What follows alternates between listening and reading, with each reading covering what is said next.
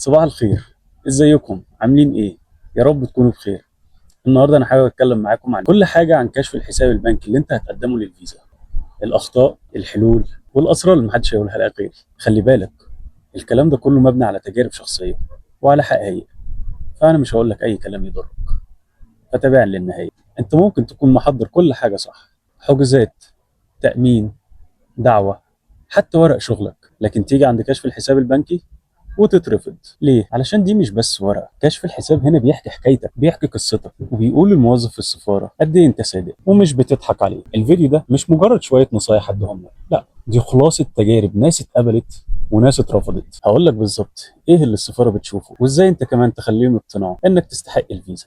ليه الحساب البنكي بتاعنا بيفرق؟ طيب بص، خلينا متفقين ان السفاره لما بتيجي بتبص على الحساب البنكي بتاعك ما بتعتبرهوش ورقه حساب بنك وخلاص. لا لا لا لا، ده بتعتبره السي في المالي بتاعك. مش بيبص على رقم وخلاص، بالعكس هم عايزين يطمنوا، عايزين يشوفوا انت عندك دخل ثابت، انت بتصرف بشكل منطقي، هل شكل الفلوس دي اللي دخلت حسابك دخلت بشكل طبيعي ولا لا، هل فعلا عندك شغل حقيقي تقدر تدخل منه المبلغ اللي انت دخلته ده، ولا دي اي كلام وخلاص. حاجه كمان، هل تقدر تصرف على نفسك في السفر؟ والسؤال الاهم اللي بيدور في دماغ الموظف، هل في سبب فعلا او نيه اللي انت ترجع تاني؟ ركز معايا، هقول لك على اكتر 7 اخطاء شائعه الناس كلها بتعملها في كشف الحساب، ودول اكتر 7 اخطاء تاخد عليهم رفض. حتى لو الحساب بتاعك معدي هتاخد رفض لو عملتوها. اول نقطه، الايداع المفاجئ. دي اكبر غلطه انت ممكن ترتكبها في حق نفسك وفي حق الحساب البنكي اللي انت هتقدمه. ما ينفعش ما ينفعش ما ينفعش تقدم حساب بنكي انت عملت فيه ايداع بمبلغ كبير قبل المقابله، حتى لو بشهرين ولا ب3 شهور والحساب بتاعك نايم. ما ينفعش. الايداع المفاجئ ده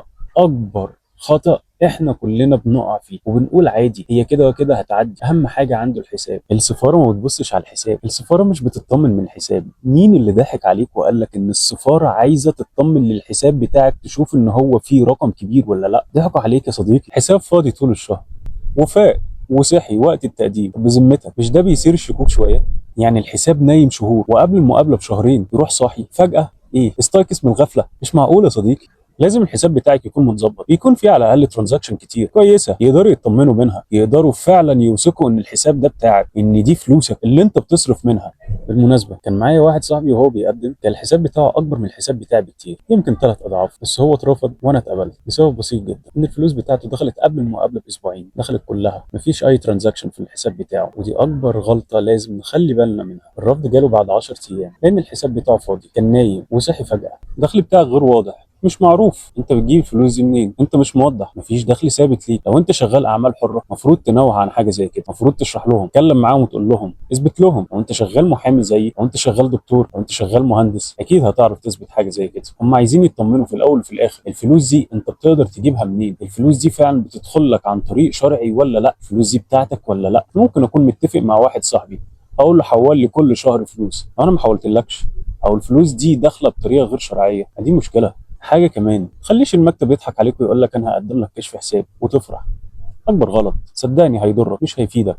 علشان اكون واضح معاك، اوعى تخلي اي مكتب بيقدم لك ان هو يطلع لك كشف حساب. سيبك ان كشف الحساب ده هيكون مزور ومش بتاعك، انت كده ولا كده اترفضت. ان كشف الحساب ده لازم يطلع باسمك انت. انا ما عنديش مشكله، جات لي حاجه سهله، هيطلع لي، هيوفر لي فلوس، هيحط لي في كشف الحساب وهيكون مش باسمي، هيحط لي المبلغ المطلوب. الكلام ده مش صح، الكلام ده غلط. انت مش بتتعامل مع السفاره، او الورق بتاعك ما بيكونش في السفاره، الورق بتاعك بيروح هنا وزاره الداخليه. وزاره الداخليه بيكون فيها ضباط، والضباط دول كل واحد فيهم مسؤول عن الملف بتاعك. فصدقني يا صديقي، الورق ده بيتفحص مره واثنين وثلاثه واربعه. الناس دي خلاص، الناس دي بتفكر صح. سيبك من الفهلوه، مش هتنفعك صدقني. استخدم الحساب بتاعك في كل المعاملات الماليه بتاعتك.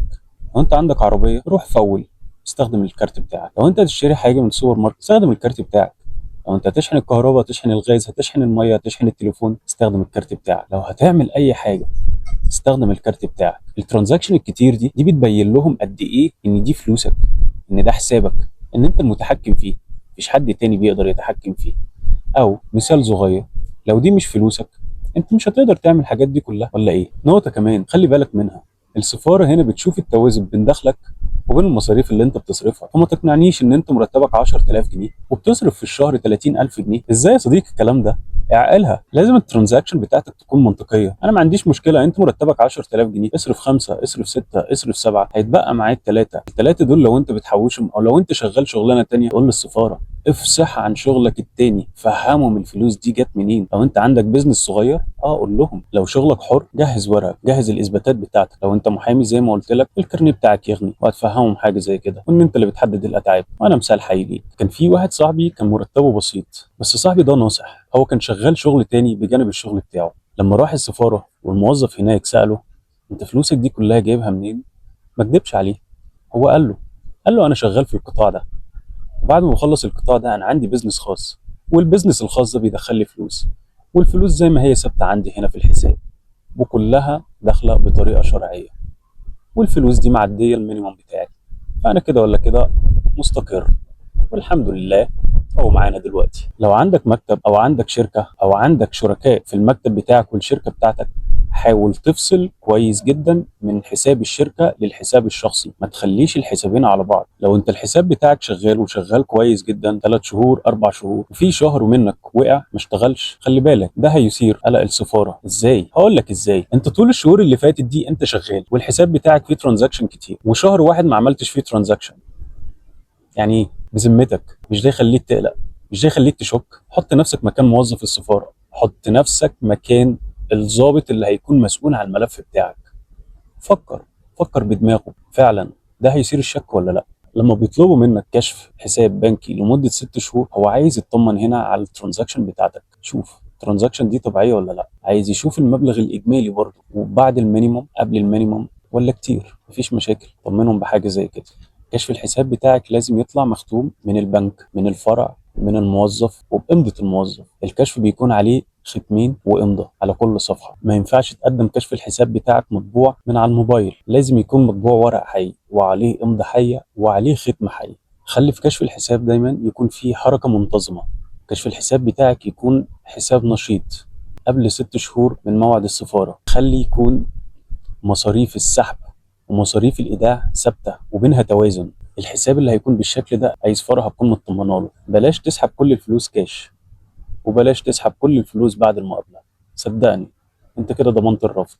لو عندك شهادات ورابطها في البنك، ممكن تاخد شهاده من البنك وتوديها للسفاره وتقول لهم انا عندي شهاده، انا اقدر اتسند عليها وقت زنقه. هقول لك دلوقتي على 3 حالات حقيقيه، واحد اترفض للاسف واتنين اتقبلوا. اللي اترفض ده صاحبي، كنا مقدمين سوا بس باختلاف المجال. هو شغال دكتور وانا شغال محامي، احنا الاثنين ربنا كرمنا. بس هو غلط غلطه، هو حط مبلغ كبير قوي مره واحده وما سمعش نصيحتي، وقال لي خلاص هو كده ولا كده هما بيبصوا على البالانس بتاعي، مش عايزين ترانزاكشن كتير. للاسف هو مش موجود معانا دلوقتي. الشخص التاني ده كان شغال في القطاع الحكومي، المرتب بتاعه كان بسيط، بس كان ليه بيزنس تاني، بيزنس خاص ليه. وهو اقنع السفاره، وراهم الحركات بتاعته، وراهم الفلوس اللي بتدخل البنك، وراهم التوازن، وعرف يثبت ده كله.